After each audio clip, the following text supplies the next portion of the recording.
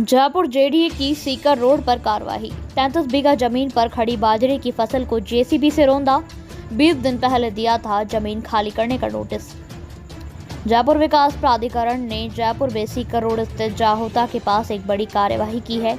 यहां जेडीए की प्रवर्तन टीम ने 33 बीघा जमीन पर खड़ी बाजरे की फसल पर जेसीबी चलाकर उसे खाली करवाया और जमीन का कब्जा लिया। बताया जा रहा है कि जमीन जेडीए की है और इस पर आसपास के किसानों ने कब्जा करके खेती कर रखी थी।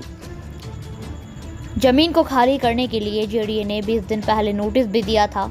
जेडीए के मुख्य नियंत्रक प्रवर्तन रघुवीर सैनी ने बताया कि जोन 12 क्षेत्र में सीकर रोड स्थित ग्राम जाहोदा तहसील आमेर में ढाणी फतेहपुरा में ये जमीन खाली करवाई। यहाँ खसरा नंबर 949, 1232, 1233 की कुल 33 बीघा जमीन जेडीए स्वामित्व की है, जिस पर काश्तकारों लंबे समय से कब्जा कर रखा था।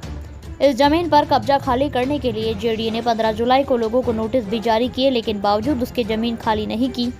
आज जब टीम मौके पर आई तो जेसीबी से जमीन पर उगी बाजरे की खेती को नष्ट करवाया और वहां बने छोटे मोटे निर्माण को हटाकर जमीन का कब्जा लिया। उन्होंने बताया कि इस जमीन की मार्केट वैल्यू करीब 13 करोड़ रुपए है।